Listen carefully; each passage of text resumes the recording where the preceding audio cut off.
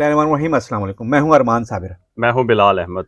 बात करेंगे आज जहीर केस पर। जहीर केस आज अदालत में लगा हुआ था, सुनवाई हुई है उसके ऊपर, क्या प्रोग्रेस हुई है, कौन सी अदालत में था, ये सब बिलाल बताएंगे आप लोगों को, व्यूअर्स को, तमाम को। और इसके अलावा भी इसके पस मंज़र में क्या क्या चल रहा है, फिर उस पर भी बात करेंगे। लेकिन पहले आज की कार्रवाई के बारे में बिलाल से पता करते हैं। बिलाल, क्या हुआ आज? अरमान भाई, आज की जो खबर है ना, बहुत सारे चैनल्स, मीडिया, यूट्यूबर्स दे चुके हैं। हम भी बता देते हैं, लेकिन जो पस मंज़र में जो कुछ चल रहा है ना, वो बहुत ही एक घनावना किस्म का एक असल में तो किरदार वही है। है जो ना पस जो मंज़र पस में चल मंज़र रहा में है जो ना। चीज़ें चल रही हैं, वो एक अच्छा, बहुत सारी चीज़ें ऐसी हैं जिनमें हम एक फ़िल्टर लगा देते हैं, नहीं बताते। उसकी बुनियादी रीज़न माशरे के अंदर इंतशार या कुछ और चीज़ें भी हो सकती हाँ, हैं, बिल्कुल। जिनके गलत किस्म के नताइज या जिनके बारे में बताने से कुछ और मामलात निकल सकते हैं। तो हम, एक जर्नलिस्ट का काम ये भी होता है, बिल्कुल सही बात है। इंफॉर्मेशन वो दे जिससे कुछ बेहतरी हो, एग्जैक्टली। खराबी हो उसकी निशानदेही करे, लेकिन मजीद खराबी का बायस ना बने। बिल्कुल। और हम अपनी तरफ से पूरी कोशिश करते हैं। बिल्कुल। मेरा ख्याल है आज की प्रोसीडिंग तो मैं बता ही देता हूँ, लेकिन इसके पीछे बहुत कुछ चल रहा है। मैं पहले तो पहले मैं प्रोसीडिंग से थोड़ी सी। मैं तो हाँ, डॉलर ज़ाहिरा कहता हूँ। अब तो आप खुद क्या वो कहते हैं? मानते अब हैं। तो बहुत सारे लोग नहीं नहीं, कहते हैं। अच्छा देखिए, मैंने सबसे पहले शुरू किया ना, मैंने रसीदें वगैरह दी। अब खुद उनके अपने हलके, उनके अपने वकला, उनके अपने कौंसल्स, उनके अपनी फैमिलीज एक दूसरे के बारे में ये कहते हैं, फलां ने इतने डॉलर्स कमाए, फलां ने इतने डॉलर्स कमाए, फलां ने इतने डॉलर्स कमाए, फलां ने इतनी वीडियोस बनाई, सब चीजें। लेकिन एक घनावनी साजिश में बताऊं, और ये गैबी मदद आई है इस केस में। अ, ओके। और उस बच्ची के लिए गैबी मदद आई है। हम्म। जहीर के लिए कम है। देखिए, जहीर तो जमानत पर है ना, लाहौर जा सकता है, अमेरिका जा सकता है, यूरोप जा सकता है, कहीं भी जा सकता है, जमानत पर है। नाम ईसीएल में नहीं है, कहीं पर भी नहीं है। एक सूबे से दूसरे सूबे में, एक मुल्क से दूसरे मुल्क में जा सकता है, हाँ, ट्रैवल कर सकता है, उसकी ट्रैवल कोई कर प्रॉब्लम सकता नहीं है। है। ठीक है, वो चाहे मेडिकल रिपोर्ट दे सकता है कि बीमार हूं, वो चाहे कुछ भी कर सकता है, पेश भी नहीं हो सकता। असल इशू था वो लड़की। जो ठीक कि है, इस वक्त प्रोटेक्शन सेंटर जो में इस वक्त एक चार दीवारी के अंदर है। चार दीवारी, अरमान भाई, हम एक स्टूडियो में बैठे हैं। लेकिन कुछ लोग, यहाँ मैं आपको वो कर रहा हूँ, कुछ मैं यूट्यूब पे देख रहा था कि वो बच्ची अपने घर चली गई। मेरी बात सुन लें, मैं पूरी तफसील आपको बताता हूँ। हम्म। चलें, आज आप बात कर रहे हैं तो हम खुल के बात करते हैं। ये एक स्टूडियो है जहां हम बैठे हैं, प्रोग्राम कर बिल्कुल। रहे हैं। इस स्टूडियो में, और ये बिलाल का स्टूडियो नहीं है, कराची प्रेस क्लब का स्टूडियो है। इस स्टूडियो को अगर एक हफ्ते के लिए आप इस स्टूडियो में रहें ना, आप इसके बाहर देखें धूप ना छांव, ना रात और दिन, हम्म। आपकी क्या कैफियत होगी? आपको यहाँ दरवाजे पर लाकर खाना दिया जाता हो, नाश्ता दिया जाता, क्या कैफियत होगी? अरमान भी जरा थोड़ा सोचें आप।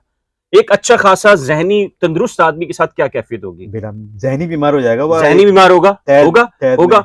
एग्जैक्टली उस बच्ची को 4 महीने से इस एटमॉस्फेयर में रखा गया है, और फिर आपके ऊपर कैमरे भी लगाए गए हों कि आप आपकी लेटना और बैठना, आपका जो है सारी जो है मूवमेंट आपकी रिकॉर्ड हो मूवमेंट रही है। रिकॉर्डेड हो, यानी कि नहीं आप इजी फील ना कर सकें, जाहिर है, कंफर्टेबल। बिल्कुल कंफर्टेबल आप फुल। जब मेल आपको पता है कि आपके ऊपर कैमरे हैं, आपकी कोई भी मूवमेंट हो रही है वो तो आपकी रिकॉर्ड आप, हो रही है। खासकर खवातीन के ऊपर कैमरे लगे हो, तो फिर आप क्या तस्वर कर। ये सब कुछ हो रहा है इस केस में इंसानी हकूक के नाम पर, लेकिन बदतरीन किरदार हैं इसमें। और आपको ये मैं बताऊं, ये एक ना एक दिन पता चलेगा। मैं आपको एक और चीज बता दूं, बताएं। इतनी घनावनी और इतने घनावने चेहरे इसके अंदर हैं कि उस बच्ची के बारे में एक डॉक्टर साहिबा जिन्होंने एक रिपोर्ट दी, फिर उन्होंने जस्टिस सलाउद्दीन पवर साहब की कोर्ट में आके जो कुछ बयान किया, पूरी की पूरी दास्तान लिखी, और फिर उस लड़की का हाथ से लिखा हुआ स्टेटमेंट दे दिया है। मैं आपको बताऊं, उस लड़की के बारे में 2 प्लान बनाए गए। पहला ये प्लान बनाया गया कि उसका मेडिकल करवाया जाए कि वो कवारी है या नहीं, ठीक है। और रेप की सेक्शन को ऐड कराने के लिए। अच्छा, वो जहीर के खिलाफ बनाना है केस, लेकिन उससे जो इज्जत मजरू होनी थी वो लड़की की होनी थी। कोर्ट ने भी उसको समझा कि नामुनासिब है। पहली कोशिश तो ये की गई और थी। इसके बाद फिर जो है वो मैं मामला और भी मैं गंभीर हो मैं मैं जाते मैं थे, मैं, मैं और आपको भी बता गंभीर हो सकते मैं थे। मैं आपको बताता हूं। पहली तो जो साजिश थी या ड्रामा था, पूरा मंसूबा था, उसको तो अदालत ने खुद ही फ्लॉप कर दिया। अदालत ने कहा कि नहीं, ठीक है। कि ये एक गैर मुनासिब सलूक होगा उस लड़की के साथ, इज्जत मजरू होगी उस लड़की की, पहली बात।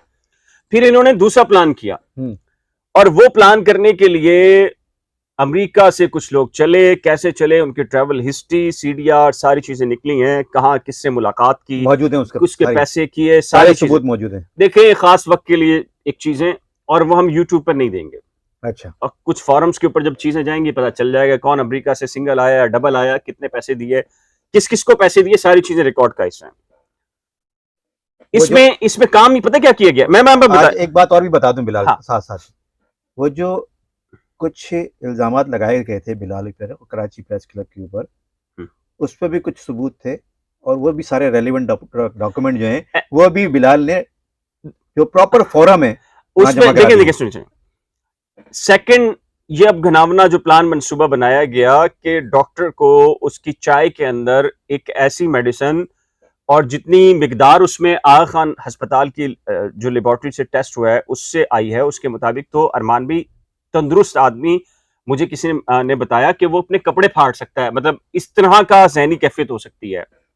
یہ کام کروایا گیا تھا کہ کسی طریقے سے اس ڈاکٹر سے یہ لکھوا لیا جائے کہ 16 اور 17 یعنی کہ جب وہ یہاں سے گئی اور 17 کو لاہور پہنچی تو مختلف جو سٹیشنز پہ رکے ہیں تو وہاں پہلے سب سے پہلے ظہیر نے ریپ کیا, پھر شبیر نے ریپ کیا, پھر تیسرے نے کیا, پھر چوتھے نے کیا.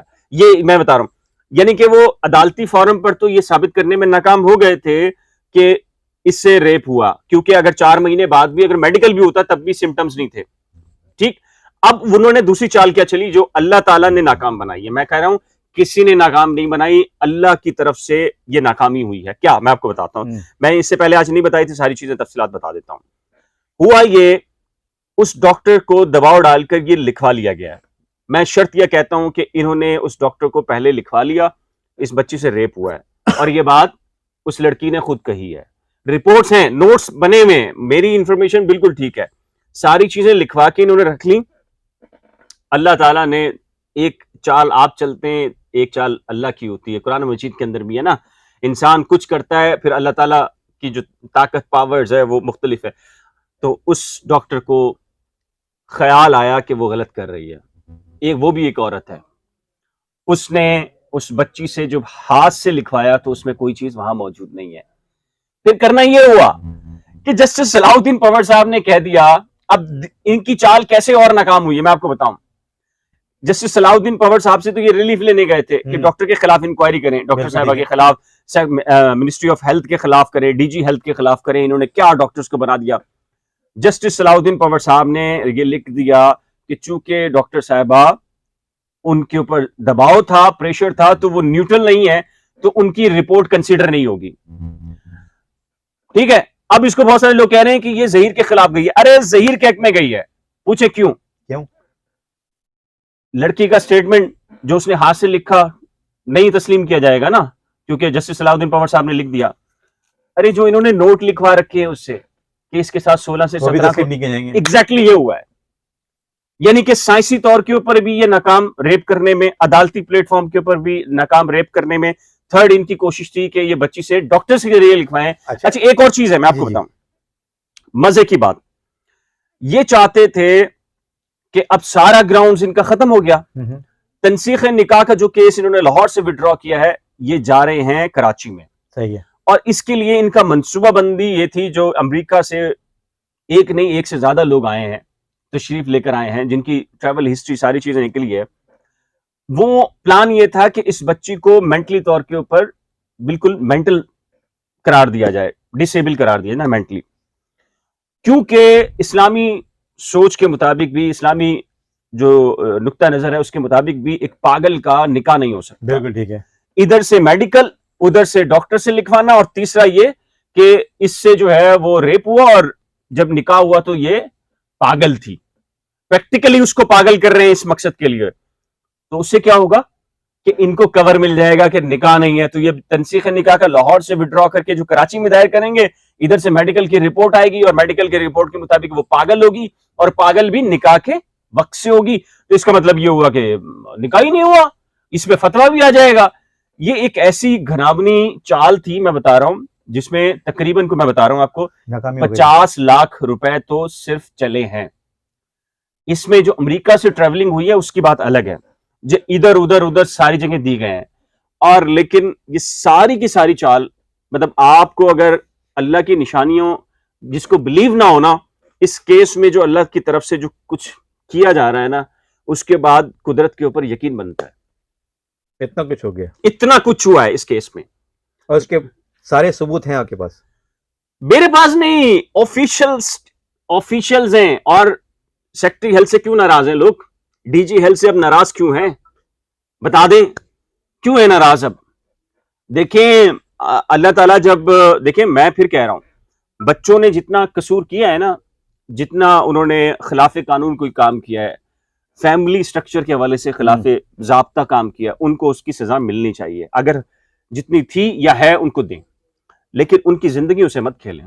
ان کو لائف تھریٹس مت کریں، ان کی ذہنی اور جسمانی صحت کو نقصان نہ پہنچائیں. اگر بلال، اگر وہ ریپ کا جو ہے وہ چارج لگا بھی دیتے اور یہ اسٹیبلش بھی کر دیتے کہ وہ جو مغویہ ہے، مبینہ مغویہ، اس کو ریپ کیا گیا ہے، تو ریپ کیا کس نے؟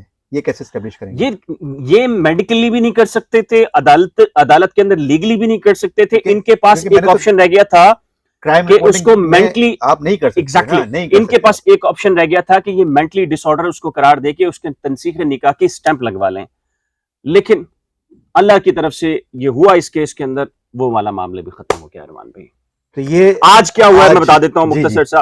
آج ظہیر کی طرف سے اپلیکیشن تھی کہ بھائی جو ایبسکونڈرز ہیں، جن کو نہیں پتا کہ وہ کہاں ہیں کہاں نہیں ہے، اور یہ طریقہ کار ہوتا ہے، ایک چال ہوتی ہے، تو آپ میرا کیس الگ کر دیں، میں آ رہا ہوں، ہمارا کیس الگ کریں، ان کا کیس الگ کریں. عدالت نے ان کی درخواست منظور کی ہے اور یہ پازیٹیو ہے. ہم یہ کہہ رہے ہیں اگر واقعی جرم ہے تو سزا دیں، ٹرائل سپیڈی کریں. اس لاء کے تحت بھی، حالانکہ یہ لاء ویسے ہی امپلیمنٹ نہیں ہوتا، لیکن اگر امپلیمنٹ کر بھی دیا گیا ہے تو 30 دن کے اندر اس کا ٹرائل مکمل ہونا چاہیے. 6 مہینے تو ویسے کھنچ گئے ہیں اس کے اندر. تو عدالت نے اس کی منظور کی ہے. 29 کو چارج فریم ہوا. چارج فریم کے اندر سمپل سے طریقہ ہوتا ہے ارمان بھائی کہ عدالت آپ سے پوچھتی ہے کہ یہ آپ کے اوپر الزام ہے، کیا آپ صحت جرم کر رہے ہیں یا انکار کر رہے ہیں؟ عمومی طور پر بیشتر کیسز میں ہوتا ہے کہ وہ انکار کر دیتے ہیں. اگر جرم تسلیم کرتے ہیں، مرسی آف دا کورٹ پر چھوڑتے ہیں، تو عدالت جو بھی مناسب فیصلہ ہوتی دیتی ہے. اگر انکار کرتے ہیں تو گواہ چلائے جاتے ہیں، تو پھر گواہ چلیں گے، پروسیس پورا ہوگا. لیکن گواہ چلنے سے پہلے ایک چیز ہو جائے گی. وہ کیا چیز ہوگی پھر بعد میں بتاؤں گا. تو آج کے ویلاگ کے بارے میں آپ کا کیا کامنٹس ہیں، آپ کی کیا رائے ہے؟ کمنٹ سیکشن میں ضرور بتائیے گا. اور میرے چینل ارمان صابر ویلاگس، بلال کے چینل کرنٹ افیئرس ود بلال اور نئی کھوج، ان کو ضرور جو ہے، اگر اب تک اپنے سبسکرائب نہیں کیا ہے تو سبسکرائب کیجیے گا. ایک نئی ویڈیو کے ساتھ دوبارہ حاضر ہوں گے. بہت شکریہ. خدا حافظ.